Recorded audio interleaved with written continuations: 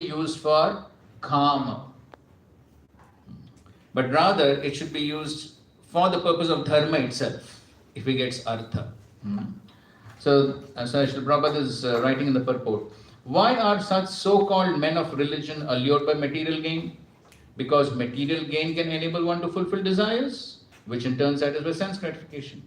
The cycle of occupational engagements includes so-called religiosity followed by material gain, and material gain followed by fulfillment of desires. Sense gratification is the general way for all sorts of fully occupied men. So we find most people practice dharma for the purpose of artha, and artha is meant for sense gratification, kama. So that should not be the purpose of dharma. Okay, please, this is based on the previous verse. You can discharge your duty very nicely, but you have to see whether you are developing attachment to Krishna. Attachment means love. Whether you are trying to satisfy Krishna, that is a test. If that is not done, simply formulas, if you execute the formula without any satisfaction of Krishna, then Suta Goswami says it simply laboring and waste of time. Vishwakshena katasuya notpade ratim yadi srama evari evala. Okay, so as you can see, Prabhupada is saying here, attachment means love. Whether you are trying to satisfy Krishna, that is the test. So that is the ultimate goal, to satisfy Krishna. That is the ultimate goal. So if we are trying to satisfy Krishna, and how much we are trying to satisfy Krishna, so that is the test. Otherwise, if it is simply formulas means simply like a ritual. So when somebody is chanting ritual, take a mala gumana hai. So somebody is simply doing as a ritual, but one's goal is not to satisfy Guru and Krishna. The satisfaction of Guru and Krishna is not in mind. Then one will not get much result. Or one will get a proportionate result. Okay, Vishnu Shukrav's commentary on the 9th verse, please read. Okay, we'll continue that. My comment.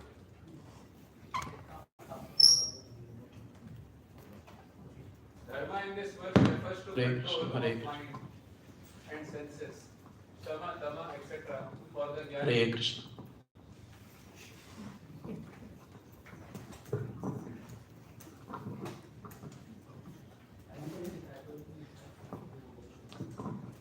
Dharma in this verse refers to control of mind and senses, shama, dama, etc. for the jnani, to yama and niyama, etc. for the yogis, and to hearing and chanting and other devotional processes for the devotee. Though the material results appear by executing all these processes, they are not suitable as the goal, arthaya na kalpate. For after examining the nature of material gain, one becomes detached from it. That is indicated in the text by the word apavargasya. Apavargya means having the goal of apavarga. It should be understood that by these processes, apavarga is the concomitant result of practice. That apavarga is liberation for the jnani and yogi, and prema bhakti for the devotee.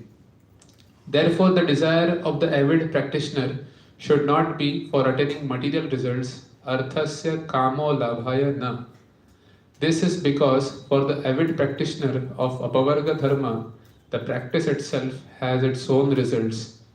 In certain actions, the jnanis use material assets which are favorable for shama and dama, and the yogis uses material assets which are favorable for yama and niyama. The devotee uses material assets for service to the Lord and his devotees. This is clear. Okay, so dharma. So dharma is basically, as we were discussing, the various occupational duties, constitutional duties, and they vary. For the jnanis, yogis, bhaktas, the duties may vary. But then in any case, whatever may be the process that one is practicing, the goal of any transcendental process is apavarga, liberation. So the meaning of liberation also may vary according to the process that one is practicing, as it says. So it could be impersonal liberation for the jnanis and yogis, but for the devotee it is prema bhakti. That is the meaning of apavarga, or mukti, liberation, mukti tva nitharupam swarupena vyavasthiti. So that's the definition for the devotee. And so any of these practitioners, if on their practice they get artha, then that artha should not be used for karma, but that artha should be used for those transcendental practices itself. So that's what he's saying. So the jnanis can use material assets, the yogis can use material assets, and the devotees also can use material assets, but it should be for the transcendental path which ultimately leads to apavarga, and it should not be for karma. Of course, we had a whole discussion on Yukta Vairagya yesterday. Okay, text 10. कामस्य नेन्द्रिय प्रीति लाभो जीवेत यावता जीवस्य तत्व जिज्ञासा नातो यश्चेह कर्मभिः. Life's desire should never be directed towards sense gratification. One should desire only a healthy life or self-preservation, since a human being is meant for inquiry about the absolute truth. Nothing else should be the goal of one's work. Okay, so from the previous verse, somebody may say, okay, here it is said that artha should not be used for karma, should not be used for some sense gratification. So should one totally give up karma? Should one totally give up all types of desires? No. Okay, desires can be there, but then the desires, even on the material plane, the desire should simply be for labho jiveta yavata. So only so much or as much required for self-preservation. Self-preservation means keeping body and soul together. So because we have a body, then some eating, some sleeping is required. So whatever material things are required to keep body and soul together, fine, that much is fine. But that should not be the main goal of life. The main goal of life should be tattva jigyasa, to inquire about the absolute truth. So Srila Prabhupada is writing how most people are engaged in sense gratification, either self-centered, external sense gratification, social service, altruism, philanthropy and all that. But by this, nobody can be satisfied. So therefore Prabhupada says that even those who are on the path of salvation desire to become one with the absolute truth and desire to commit spiritual suicide for sense gratification. So that is also sense gratification. Bhukti, mukti, siddhi, kami. So all of them are kamis. So all that is sense gratification. So therefore, the goal of whatever process one is following should not be sense gratification, but it should be basically for liberation or for inquiring about the absolute truth. So since it is mentioned that the goal of life should be inquiry about the absolute truth, so then the next question is, what is the absolute truth? Text 11. Vadanti tat tattvavidas tattvam yajnanam advayam brahmeti paramatmeti bhagavan iti shabdyate. Learned transcendentalists who know the absolute truth call this non-dual substance Brahman, Paramatma or Bhagavan. And I'm sure you may have had many lectures on these three aspects of the absolute truth, Brahman, Paramatma and Bhagavan. And I'm sure everyone knows the well-known analogies. Yes, the three aspects of the sun. Rain, mountain. So you have heard these things many times. So we're not getting into details. So text 12. Tashradhana muniyo jnana vairagya yuktaya pashyanti atmani chatmanam bhaktya shrutagrihitaya. So in the 11th verse, he has defined what is the tattva, what is that absolute truth. He has defined that. So now in text 12, he's describing what is the process. What is the process to realize the absolute truth? That is what is being described in text 12. The seriously inquisitive student or sage, well equipped with knowledge and detachment, realizes that absolute truth by rendering devotional service in terms of what he has heard from the Vedanta Shruti. Okay. So as Prabhupada writes, the absolute truth is realized in full by the process of devotional service to the Lord Vasudeva or the personality of Godhead, who is the full-fledged absolute truth. Bhaktya Shrutagrihitaya. So by the practice of devotional service, one can realize that absolute truth. So of course, the process varies according to the level of realization. So the absolute truth is realized in three features, Brahman, Paramatma and Bhagavan. So according to the level of realization, then the process will vary. Okay, so therefore there are different processes. There's Jnana Yoga, Ashtanga Yoga, and Bhakti Yoga. So depending upon the level of realization, then there's different process.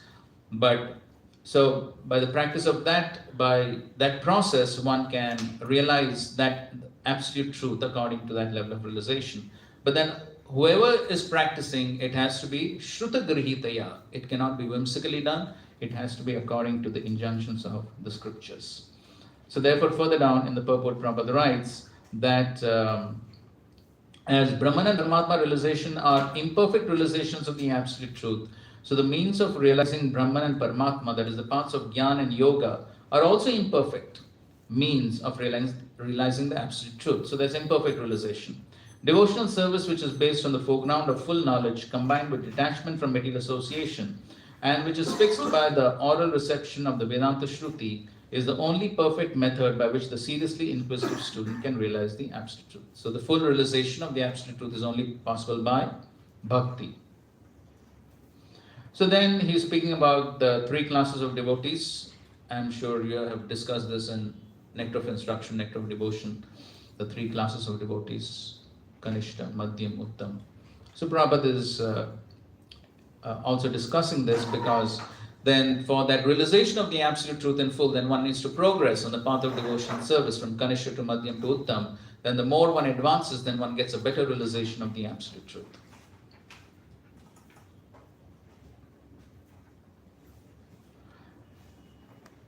And therefore in the last paragraph, Srila Prabhupada writes that a sincere devotee must therefore be prepared to hear the Vedic literature like the Upanishads, Vedanta and other literatures left by the previous authorities or Goswamis for the benefit of his progress.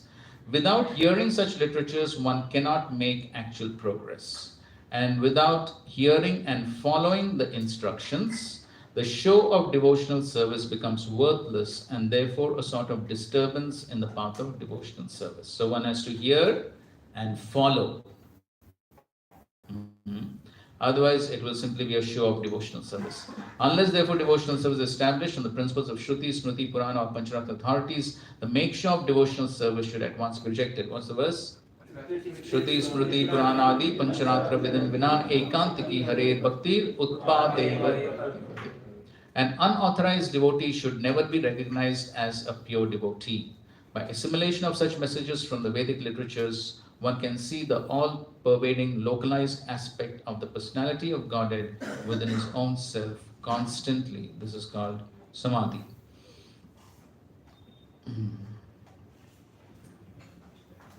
Okay, Prabhupada's lecture on the verse, please read.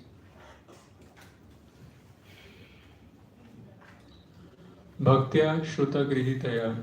Bhaktya means you have to execute the devotional service under the direction of a proper spiritual master. Bhaktya Shruta Grihitaya. And you have to hear about Krishna. Two things must go on.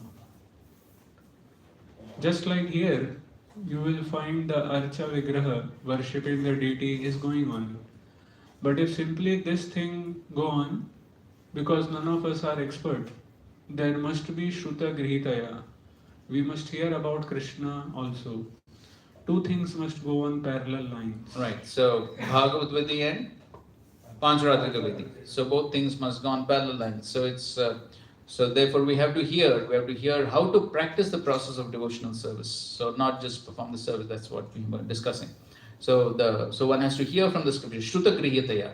So one has to know how to perform the service properly. So therefore one has to hear, and based upon the scriptures, then one tries to perform the service. Okay, please do this.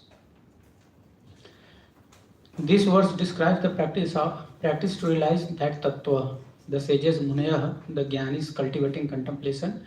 The yogis and the devotees see the Gyan, three forms of bhakti. See that Gyan of the three forms of bhakti.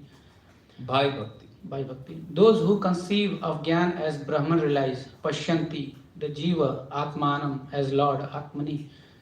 Tat Tattvam Asi. You, Jiva, are that, the Lord. Those who conceive of the Lord as Paramatma see through meditation the Lord in the heart, Atmanam, in their heart, Atmani. Those who conceive of the Bhagavan see Bhagavan, Atmanam, in the mind, Atmani. and also directly in front of them, cha, and taste the sweetness of the Lord with their very eyes. The sages realize their form of the Lord by bhakti, which is first heard from the Guru, Srutu, and then practiced, Grihitaya. The word bhaktya is used with its conventional meaning, indicating hearing and chanting about the Supreme Lord Bhagavan. The worshippers of Brahman and Paramatma must also perform bhakti directed to Bhagavan in order to perfect their own sadhanas.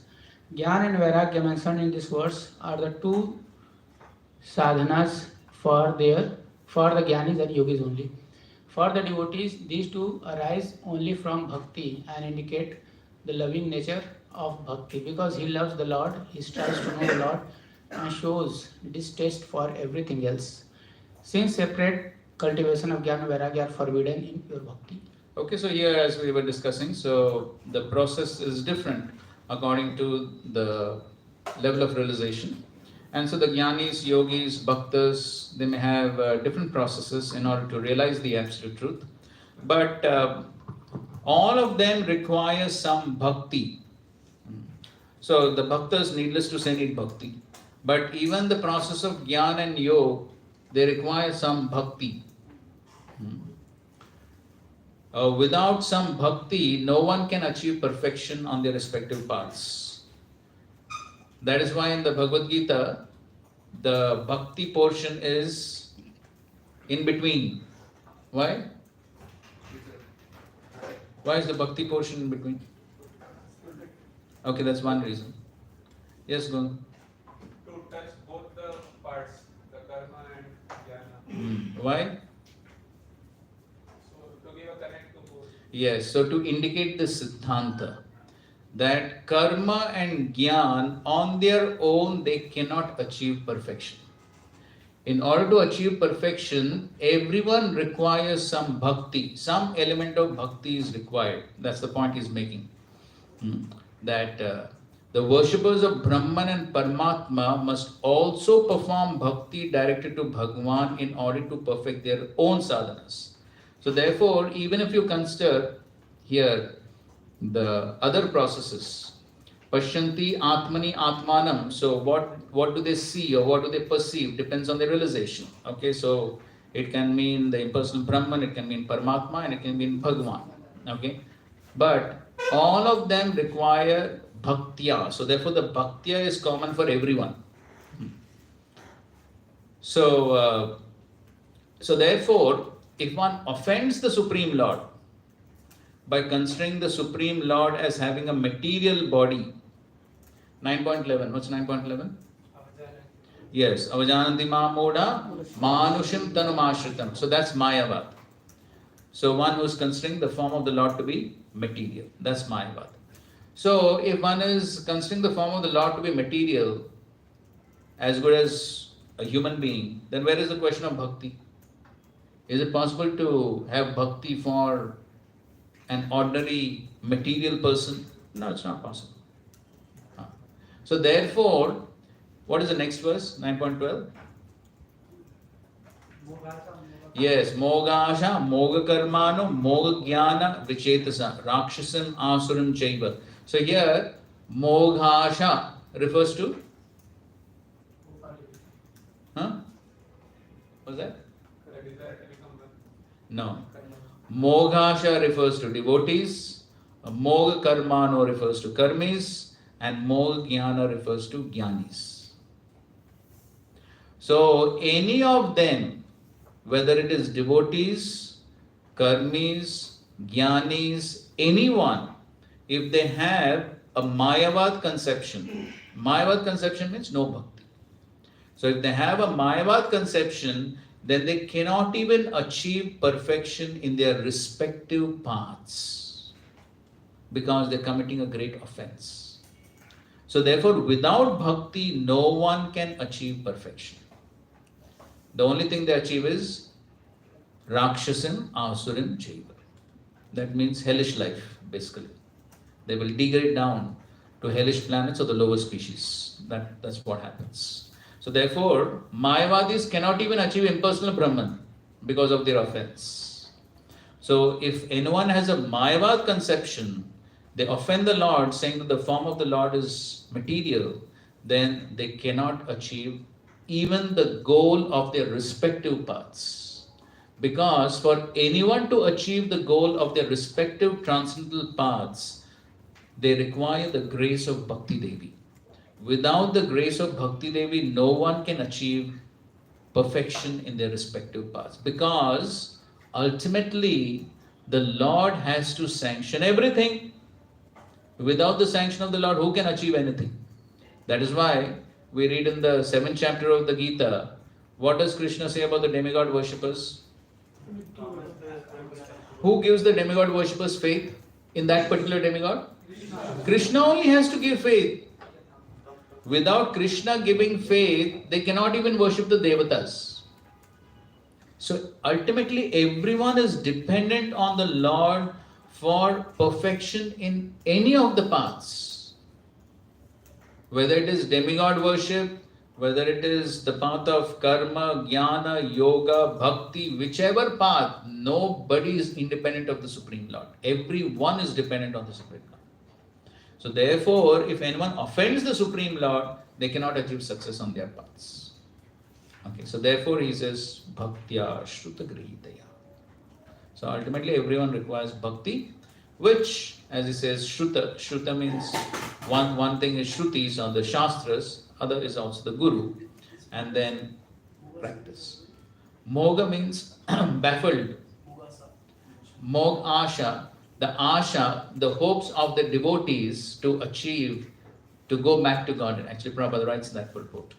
The fruit of devotional service which the devotees are aspiring for is what? Going back home, back to God. It will not be achieved.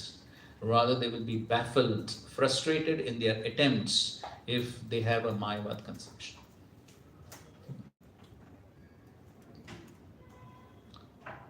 Okay. So therefore, everyone requires bhakti to achieve perfection. And therefore, in the next verse, he says, Adapumbi dvaja shreshta vannashrama vibhagasha swanishtitasya dharmasya samsiddhi haritoshanam. O best among the twice born, it is therefore concluded that the highest perfection one can achieve by discharging the duties prescribed for one's own occupation according to the caste divisions and orders of life is to please the personality of Godhead. So the ultimate goal of Varnashram is to please the Supreme Lords. As Prabhupada writes in the purport, and in each and every one of the above mentioned divisions of life, the aim must be to please the supreme authority of the personality of Godheads. This institutional function of human society is known as the system of Varnashram Dharma, which is quite natural for the civilized life. The Varnashram institution is constructed to enable one to realize the absolute truth. It is not for artificial domination of one division over another. So the ultimate goal of Varnashram is to realize the absolute truth. That's the ultimate purpose. So not that just to claim oneself as Brahmana because one got a 2 paisa thread and then dominate over others. No, that's not the purpose. The purpose of Varnashram is ultimately to realize the absolute truth. So otherwise, if Varnashram, this is mentioned in the 11th canto of the Bhagavatam, that if the Varnashram is not meant for pleasing the Supreme Lord, directly or indirectly, then such a Varnashram is called as Asuri Varnashram. And the result of such a Varnashram is simply hell. There is a verse in the Chaitanya Charitamrita which begins with Raurava Padi. So one simply falls down to Raurava, the hellish planets known as Raurava. If one doesn't have some connection to the Supreme Lord while practicing Varnashram. So no connection to the Supreme Lord is simply an Asurik Varnashram. So therefore, the ultimate goal of Varnashram is to please the Supreme Lord, and that's the perfection. And so how to please the Supreme Lord? That he tells in the next verse.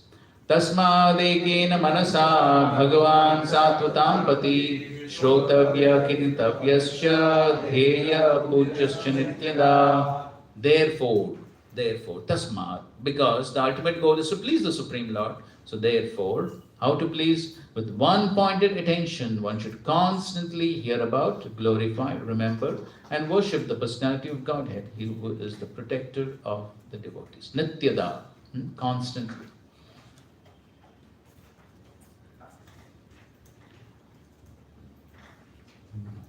So as Prabhupada writes, the realization of the absolute truth is the ultimate aim of life.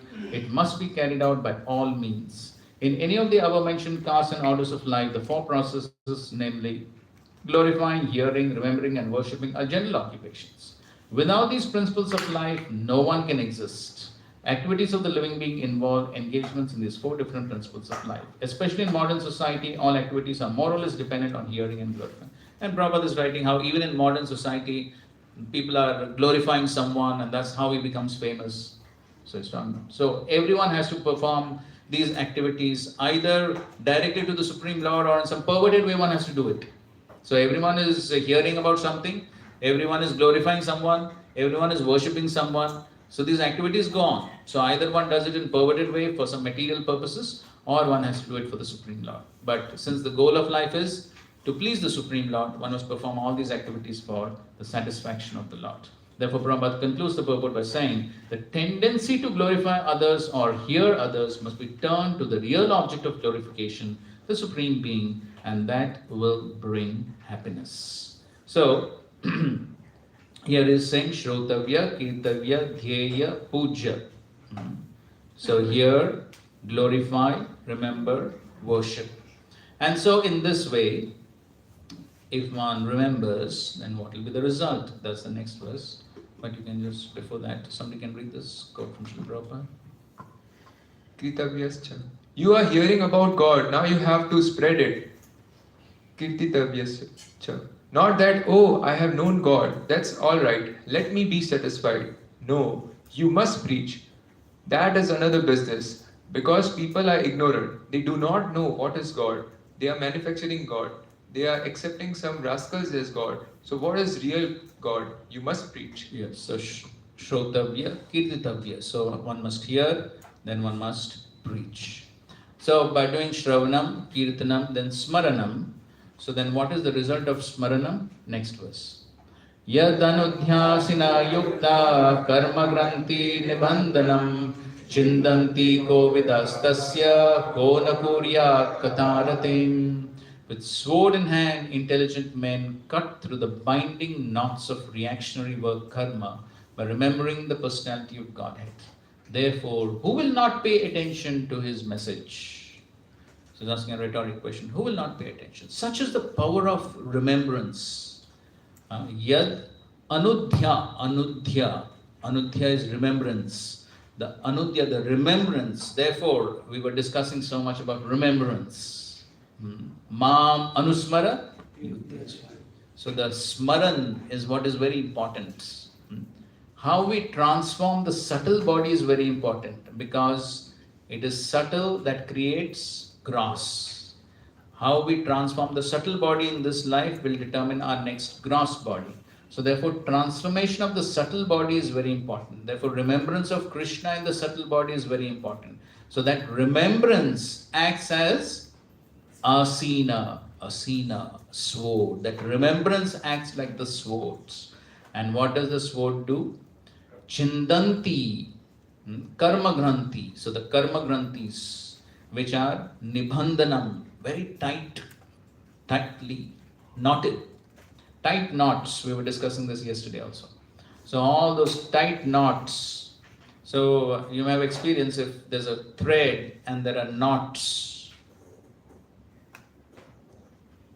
then it's very difficult to untie the knots, correct? What you have to do? Cut. That is the only solution. So similarly, karma granthi, these tight knots of karma, since time immemorial they're there. And so therefore the only solution is to cut with a sword. And what is that sword? The remembrance is the sword. And so therefore that's what the Kovida, those who are intelligent, that is what they do. And therefore he says, so the intelligent will hear the messages of the Lord. By hearing the messages of the Lord, they will remember the Lord, and that remembrance will act as a sword. So therefore he says, who will not hear? Only a fool will not hear. One who is intelligent will hear. So Prabhupada writes, liberation means freedom from the cycle of reactionary work. And this liberation automatically follows for one who constantly remembers the transcendental pastimes of the personality of Godhead. This is because all the activities of the Supreme Lord, His Leela, are transcendental to the modes of the material energy. They are all attractive spiritual activities, and therefore constant association with the spiritual activities of the Supreme Lord gradually spiritualizes the conditioned soul and ultimately severs the knots of material bondage.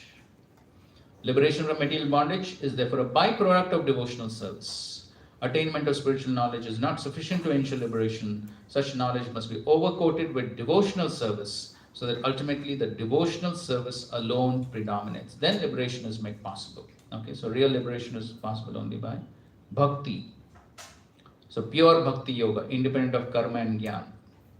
And the last paragraph, therefore, any sensible man who is above the average man with a poor fund of knowledge must constantly remember the personality of Godhead by hearing about Him, by glorifying Him, by remembering Him, and by worshipping always without cessation.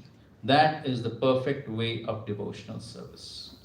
And so that's what the Goswamis of Vrindavan did.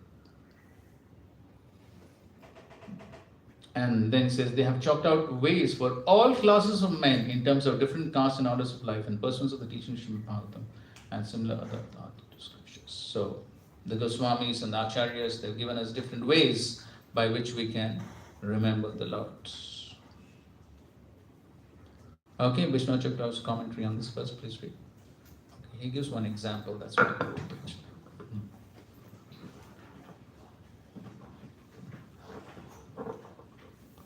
How does the faith arise?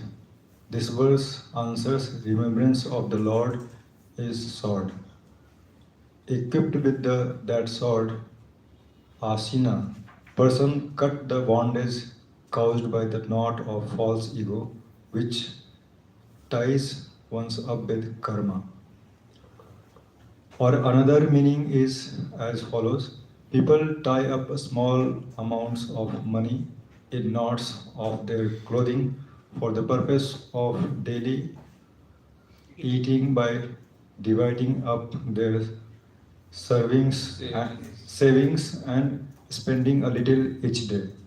This knot of money for enjoyment is compared to the karma allowed in the life for enjoyment. Thus, the sword of remembering the Lord cuts the knot of prarabdha karma. Who will not have attention for who will not have attraction for topics concerning the Lord, whose remembrance cuts the knot of karma. Attraction for those topics arises suddenly in all people before having faith. The verse indicates that a person who is more qualified, who has faith, will be even more attracted. Right. So basically the attraction to the Lord. So somebody who has faith, then he has attraction, then with the attraction he hears and remembers, and that cuts all the prarabdha karma. So the karma has been accumulating. So therefore is given the example of this person who ties some money in knots and then he carries it on his journey. So similarly, we have been on our journey of life, we have been carrying so many knots, so many karmas, basically for sense enjoyment. Money is for sense enjoyment. So that's what we have been carrying. But then the only way to cut all these karmas is by the practice of devotional service. So now from the next verse, he actually begins the series of verses which talks about the results. So here he is glorifying that how one must hear, chant and remember. So then if one does it, of course here he is told one result that yes, the karmas will be destroyed, but then very systematically from the next verse he describes the effects of hearing, especially hearing, the effects of hearing. He's describing from the next verse, and then he's describing how one progresses from Shraddha to Prema essentially by the practice of hearing. So that's the next section, which is a very important section from 16 to 22. So we will discuss that in our next class.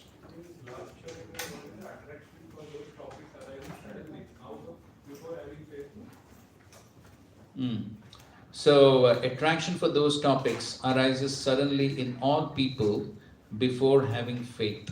This verse indicates that a person who's more qualified, who has faith, will be even more attractive.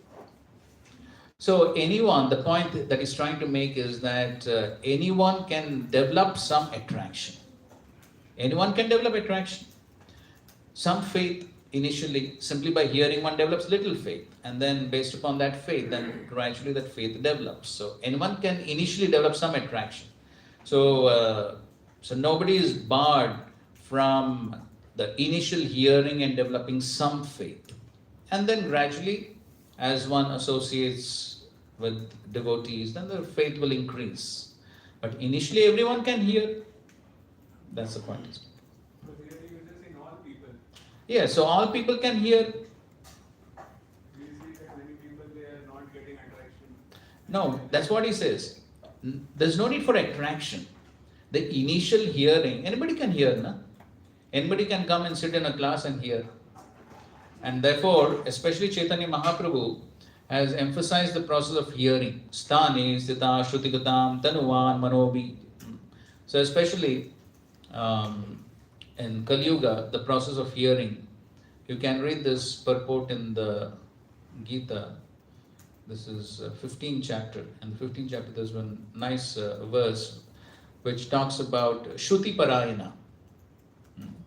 So if the verse is saying that even if one is not able to practice Karma Yoga, Jnana Yoga, Ashtanga Yoga, one is not able to practice all these yoga processes, but if someone simply gives oral reception to the messages, he becomes Shruti Parayana, then yes, then he can progress. It's not required that he has to practice some difficult yoga system. So especially on that Prabhupada, that purport especially talking about how Chaitanya Mahaprabhu gave great emphasis on hearing.